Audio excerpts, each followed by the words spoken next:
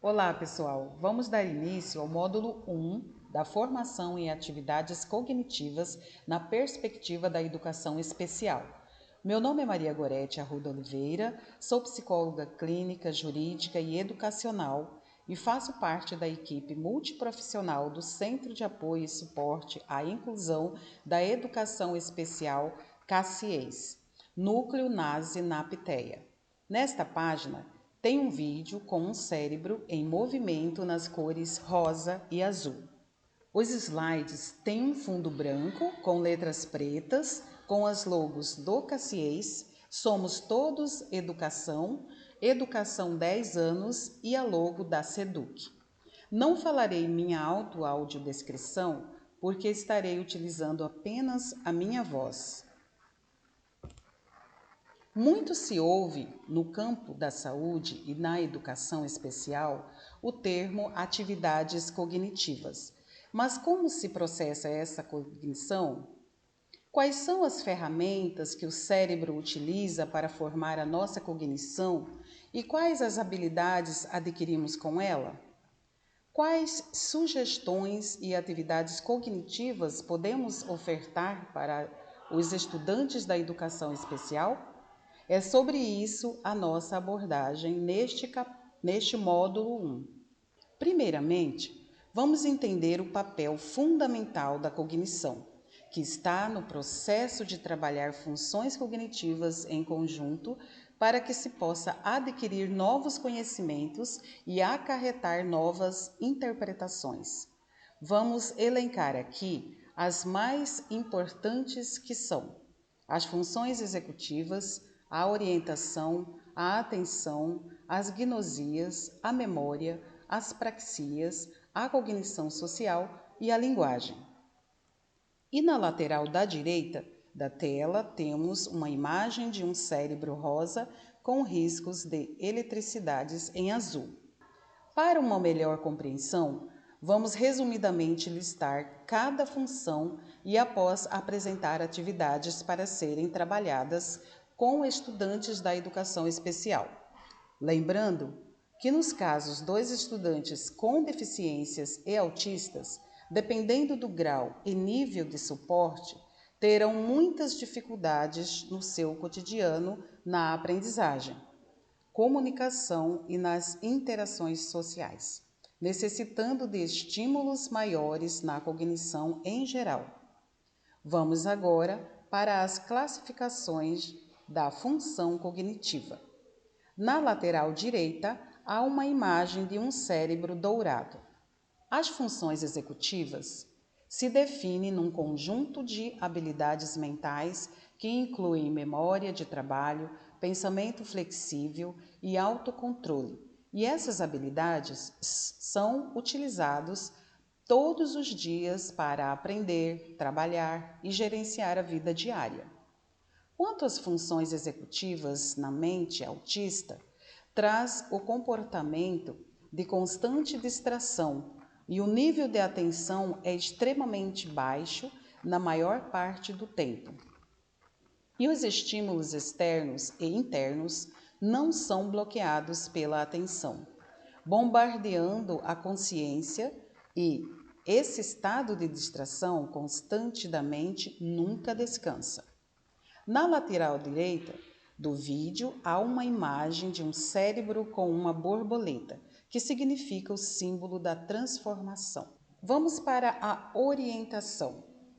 É a capacidade que nos possibilita ter a consciência da própria existência e do contexto onde nos encontramos em um determinado momento. Diariamente precisamos saber, em algum momento, o dia ou a hora na qual nos encontramos e quais são as atividades que podemos realizar, que sejam próprias do momento na qual estamos, por exemplo, a tomar um café da manhã, ir dormir pela noite, desfrutar do fim de semana fazendo algo que gostamos. A seguir, relacionaremos 3 tipos de orientações. Na parte central desta página, há uma imagem de um menino pulando no parque com as mãos para cima. Na orientação pessoal, temos a capacidade de assimilar informações relativas à história e à identidade pessoal, como saber o nome, onde mora, o que gosta de fazer, entre outras. Na orientação temporal, temos a capacidade de processar informações relativas ao dia, hora, mês, ano, festividades, estações do ano, momento adequado de agir, etc. Já na orientação espacial, temos a capacidade de processar informações, de se situar e se orientar em um espaço, assim como de localizar outra pessoa ou objeto neste espaço. A criança, em seu crescimento, aprende noções de tamanhos, formas, movimentos, volumes que a ajudam a perceber-se no espaço e a partir do seu próprio corpo. Aqui temos duas imagens. À esquerda, uma moça sorrindo e à direita, um menino brincando com cubos. E a atenção, como funciona? É um processo cerebral pelo qual podemos direcionar nossos recursos mentais sobre os aspectos mais relevantes do meio em que vivemos e também sobre a execução de determinadas ações, as quais consideramos mais adequadas. A atenção nos mantém em estado de observação e de alerta, o que nos permite ter consciência do que ocorre em nosso entorno. Logo abaixo, temos uma imagem de uma mulher e um menino com atenção a uma bolacha. A atenção é a capacidade de gerar, direcionar e manter um estado de ativação adequado para o processamento correto da informação. Dentro dessa função, devemos falar sobre 6 processos diferentes, como se segue. Nesta página, temos um vídeo de um cérebro de um homem em movimento na cor azul e bordas do vídeo em preto.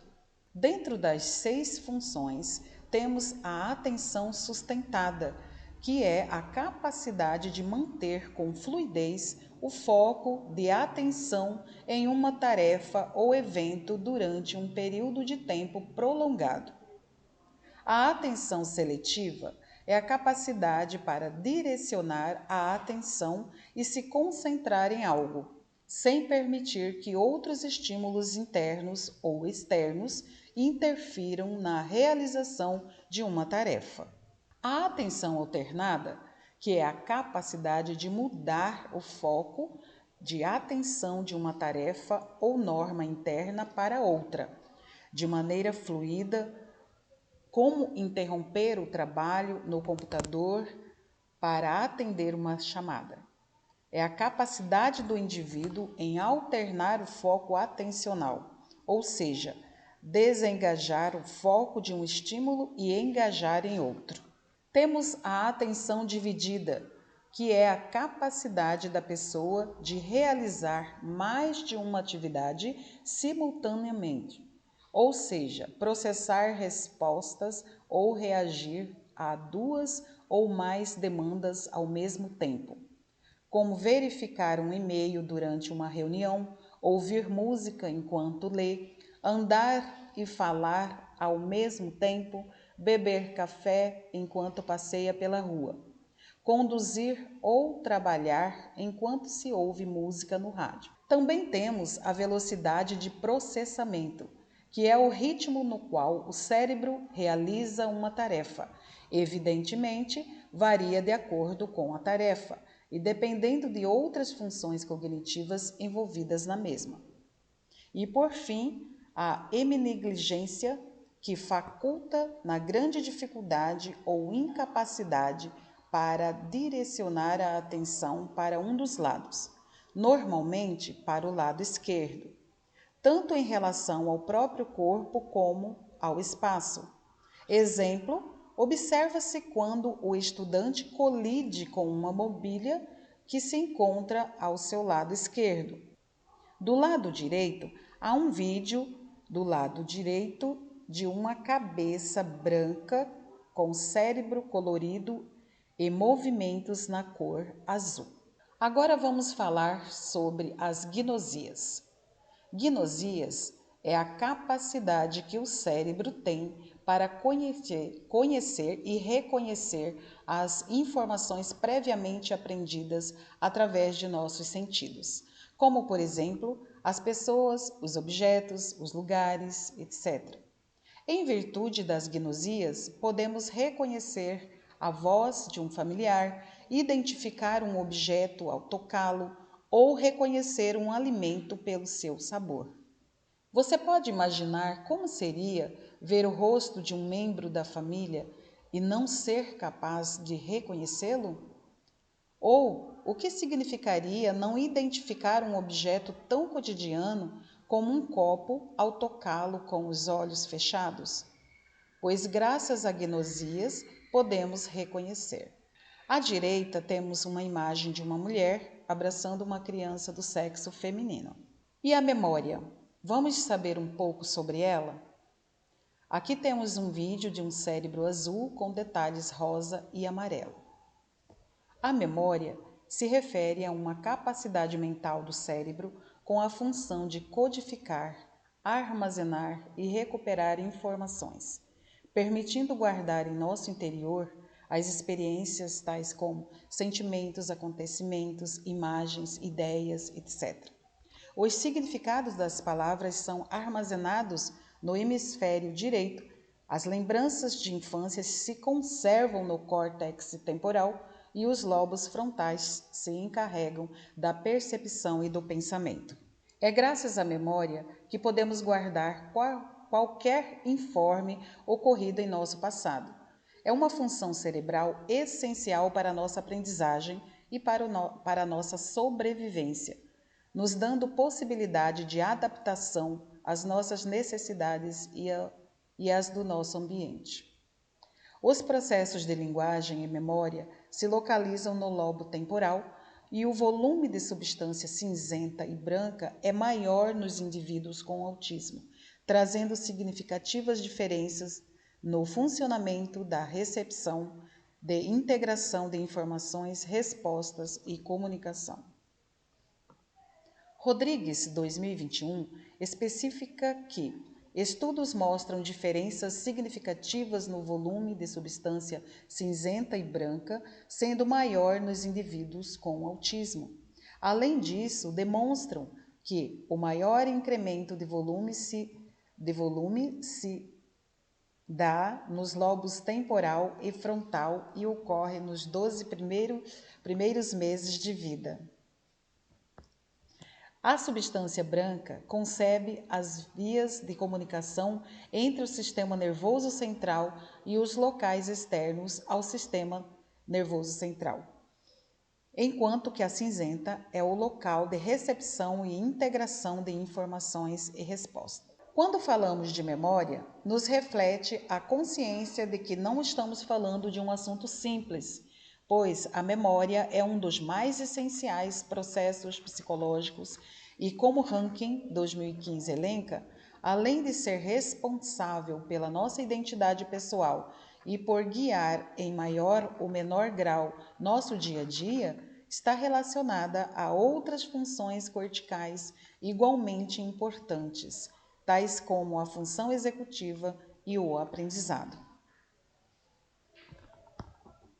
A memória de um autista vaga sem cargo preciso, gerando uma consequência de ora ficar na incapacidade do estudante se localizar em sua própria história e contexto de vivência, ora nos talentos de memória pouco úteis para a autonomia e a vida social, precisando de treinos e habilidades.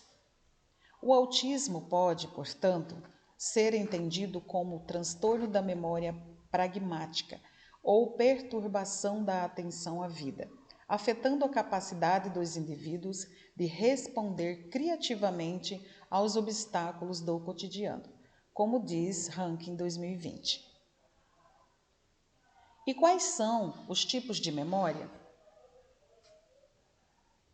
Temos a memória sensorial, que permite deter as informações que chegam no meio externo através dos sentidos por meio dos estímulos visuais, auditivos, gustativos, olfativos, táteis ou proprioceptivos, podendo ter curtíssima duração, caso o estímulo não seja recuperado.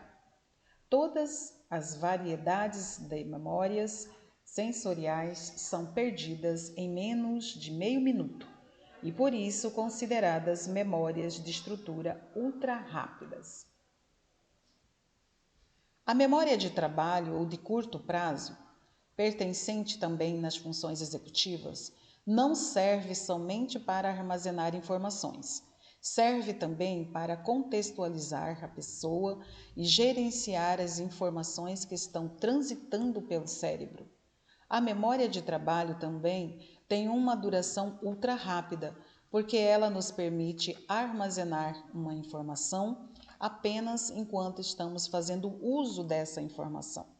Isto é, apenas enquanto certo trabalho está sendo realizado ou enquanto precisamos elaborar determinado comportamento. Como exemplo, temos o caso de quando queremos encomendar um bolo numa confeitaria, olhamos o número no ímã da geladeira ou na agenda e conseguimos guardá-lo em tempo suficiente para que possamos chegar ao telefone e discar o número. E quando a informação deixa de ser útil, ela é descartada e normalmente esquecida. Destarte, é provável que esqueçamos o número de telefone da confeitaria alguns minutos após termos discado.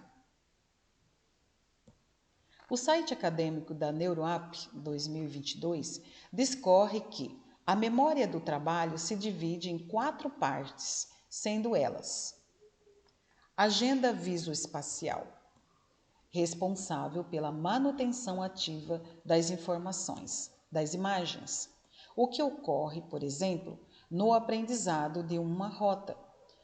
Um exemplo de como estimular é ler um livro para o estudante imaginar os cenários e viver as emoções descritas. O armazenamento episódico é um sistema especializado em integrar informações que provêm de diversas fontes. Dessa forma, representa as informações visuais, verbais, espaciais e temporais. Relaciona com nossas próprias vidas pessoais. Um exemplo é lembrar de um aniversário passado emocionante e também até mesmo o que comeu na festa. O bucle fonológico opera com informações verbais, facilita a manutenção do processo de fala interna envolvida na memória a curto prazo, como ocorre quando memorizamos um número de telefone. No sistema executivo, a sua tarefa é controlar e regular o sistema de memória operacional. Se exercitarmos a nossa memória com frequência, é possível melhorá-la e, inclusive, prevenir seu deterioro. Agora vamos falar sobre a memória de longo prazo. A memória de longo prazo é a função que nos permite segurar as informações por mais tempo, e essa função se divide em 2 categorias: a memória explícita e a implícita. Vamos subdividi-las para melhor compreensão. Memória explícita é o armazenamento consciente das informações e está presente no reconhecimento de pessoas, lugares, objetos e tudo que se relaciona com isso. Memória implícita é o armazenamento inconsciente das informações. Refere-se às ações que realizamos automaticamente, como, por exemplo, andar de bicicleta, dirigir um carro. Ao lado direito, temos uma imagem de um cérebro dividido ao meio e fragmentado na cor rosa. Agora vamos entender sobre as praxias e suas subdivisões. Mas afinal, o que é praxias e para que serve? São as habilidades motoras que adquirimos. Em outras palavras, são os movimentos organizados para realizar um plano ou alcançar um determinado objetivo. É quando realizamos qualquer habilidade motora. As praxias subdivide-se em 4 fatores, sendo elas: ao lado direito temos uma imagem de 3 crianças, a primeira imagem empilhando blocos e a segunda com quebra-cabeças e a terceira levando a mão no rosto em negação a algo. Vamos então às subdivisões da apraxia. Temos apraxias ideomotoras, que é a capacidade de realizar um movimento ou gesto simples de maneira intencionada. Exemplo, dar um tchau. Praxias ideativas, que é a capacidade para manipular objetos mediante uma sequência de gestos, o que implica o conhecimento da função do objeto, o conhecimento da ação e o conhecimento da ordem dos passos que levam a essa ação. Por exemplo, montagem de algo com diferentes objetos, brincadeiras com imitações. As praxias faciais está na capacidade de realizar voluntariamente movimentos ou gestos com diversas partes do rosto, lábios, olhos, língua, sobrancelhas, bochechas, etc. Exemplos: pegar o lápis para escrever, mover objetos com as pontas dos dedos, usar tesouras, amarrar um cadarço, etc. Praxias viso-construtivas está na capacidade de planejar e realizar os movimentos necessários para organizar uma série de elementos no espaço, para formar um desenho ou uma figura final. Por exemplo, executar um desenho complexo olhando o modelo pronto. São tarefas que exigem habilidades visuais e planejamento. A cognição social. Pressuposto as interações sociais está a cognição social, que se refere a um conjunto de operações mentais na capacidade de perceber, interpretar e gerar respostas às intenções, emoções, tendências e comportamentos dos outros. Nesta página tem um vídeo em movimento com pessoas em interação social em 3D. A cognição social permite que possamos entender as emoções e pensamentos, as intenções e os comportamentos sociais de outras pessoas. Saber o que estão pensando e sentindo nas interações sociais pode ajudar no funcionamento cognitivo dos estudantes, principalmente da educação especial, e para isso será necessário desenvolver as habilidades dessa interação. A cognição social tem 3 áreas e funções. Vamos conhecê-las. Temos o processamento emocional, que é, como percebemos, as emoções e as reconhecemos. Um exemplo são as emoções básicas de acordo com os rostos que vemos. As expressões vão emitir uma emoção. Temos a percepção social, que consiste em nossa avaliação de estímulos sociais, como verbal, palavras, frases ou expressões usadas por outras pessoas quando estão interagindo, estímulos não verbal com gestos e postura corporal.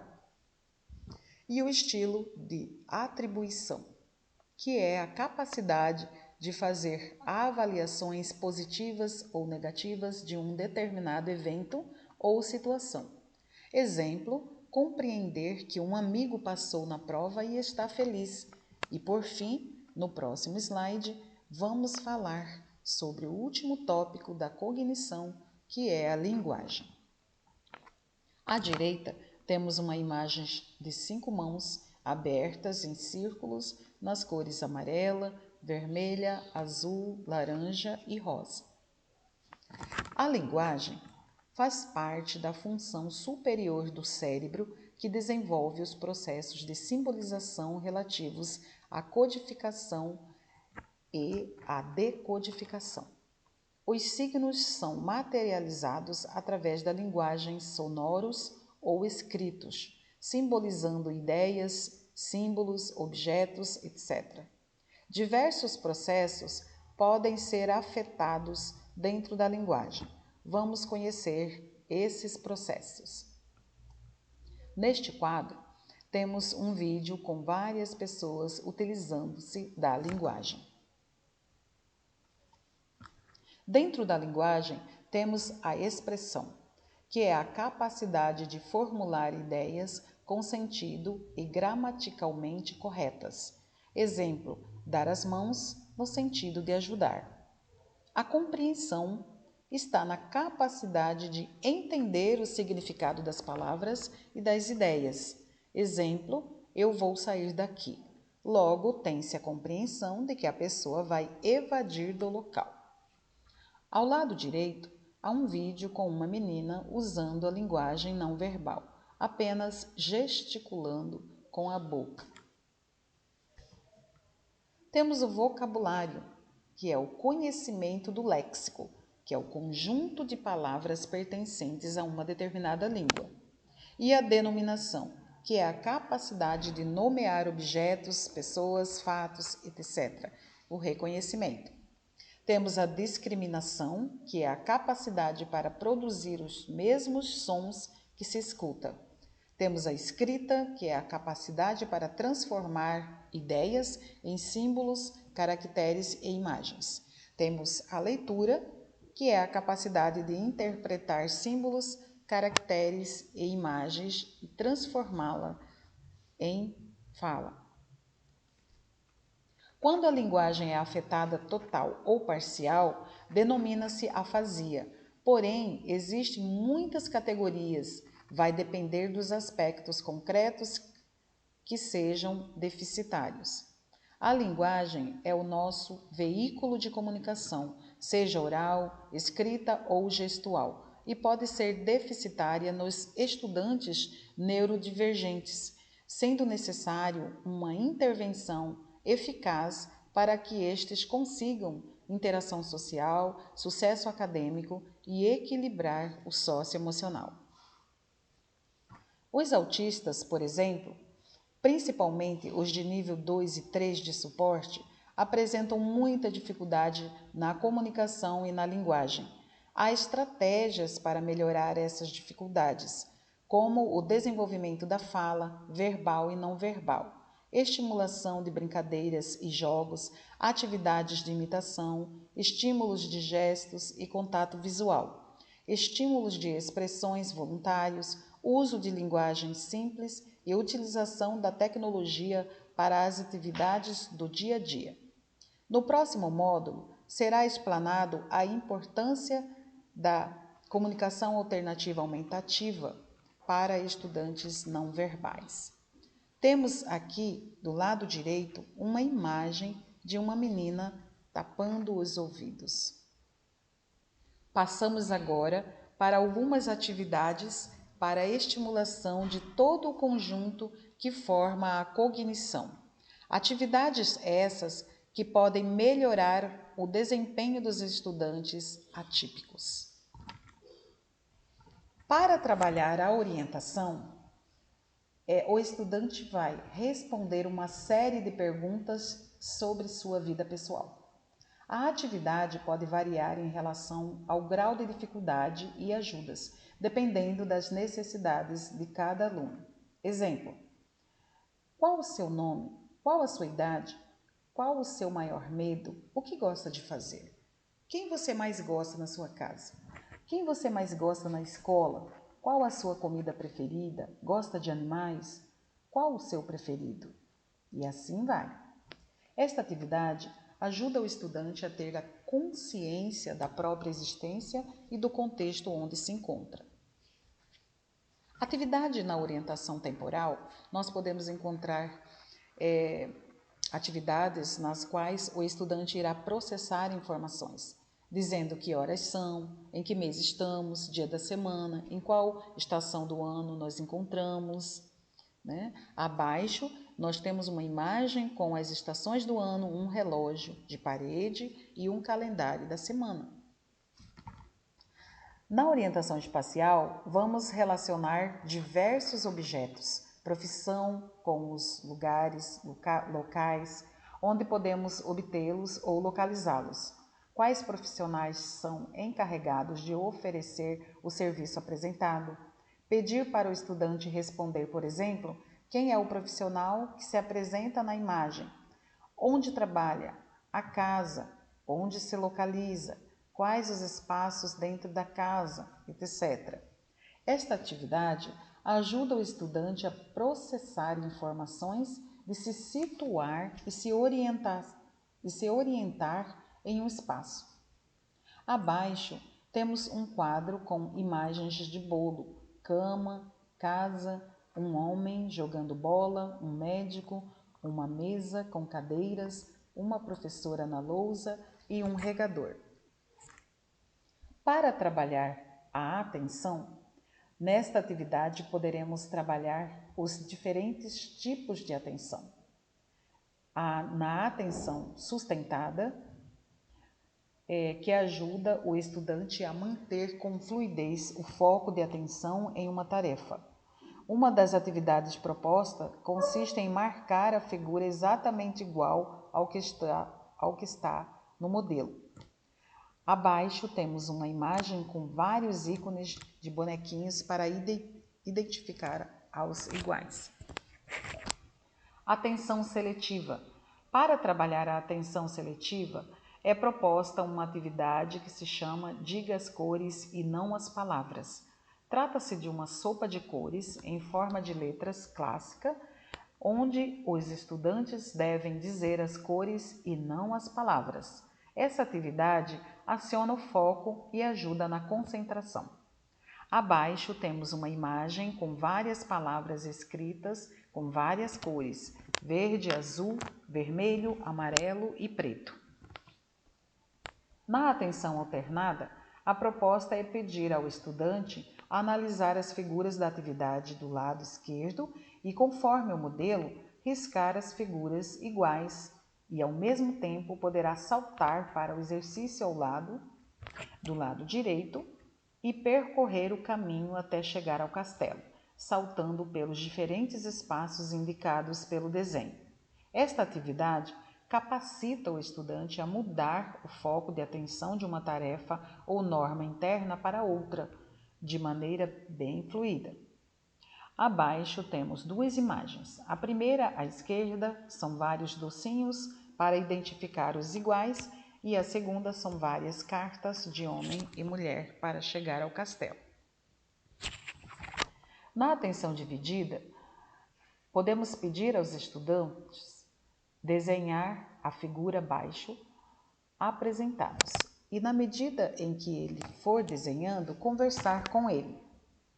O objetivo é observar se consegue desenhar e conversar ao mesmo tempo.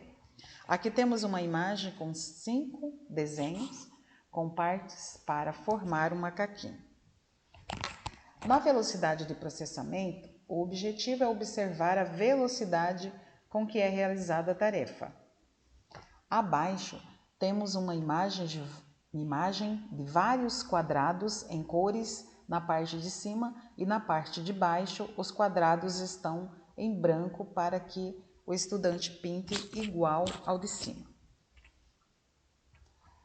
Atividades para agnosia serve para identificar a situação agnóstica, ou seja, reconhecer as informações previamente aprendidas através de nossos sentidos. Táteis. Colocar objetos para que o estudante identifique de olhos fechados, apenas tocando. Olfativa. Colocar alimentos, perfumes para que o estudante identifique de olhos fechados, apenas cheirando. Visual. Mostrar fotos do rosto de pessoas que o estudante conhece para que os reconheça. Auditiva. Colocar músicas toques, instrumentos para que o estudante ouça e reconheça. Paladar: colocar pedaços de frutas ou alimentos na boca do estudante para que reconheça de olhos fechados, tomando muito cuidado aqui no paladar, né, com a seletividade do aluno. Memória: a atividade para trabalhar a memória é o jogo de memória e xadrez. A leitura são ferramentas lúdicas e educativas, principalmente no apoio ao desenvolvimento pedagógico de estudantes TEA e com deficiências intelectuais, pois ajuda a fortalecer habilidades cognitivas como atenção, memória e reconhecimento de padrões. Logo abaixo, segue exemplo de 2 atividades e um link de acesso a várias atividades para trabalhar a memória. Abaixo temos 2 imagens. A primeira, à esquerda, tem 3 desenhos de um olho, uma mão e um pé. À direita temos números de 1 a 10 e suas escritas.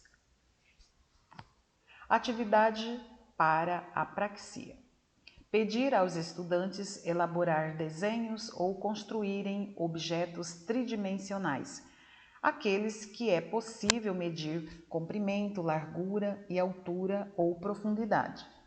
Exemplo desses objetos são os cubos, pirâmides, prismas, cones, cilindros, etc.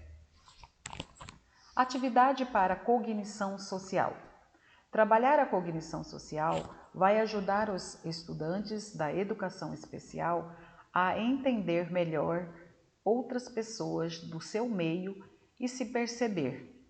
Um exemplo de atividade é das emoções. Aqui temos uma imagem com vários emojis com características alegres, bravo, triste, com dor ou com sono. O estudante terá que associar essas imagens à escrita. E aqui termina este módulo 1 sobre atividades cognitivas na perspectiva da educação especial, trazendo informações importantes de como ocorrem os processos cognitivos, para assim os profissionais que atuam na educação especial possam entender esses processos e colaborar de forma assertiva na produção de atividades que venham favorecer as habilidades a serem aprendidas pelos estudantes PAED e entender as suas dificuldades pedagógicas. Meu muito obrigada e segue as referências. Aqui temos uma imagem de 2 mãos seguradas uma na outra e com um bracelete do autismo.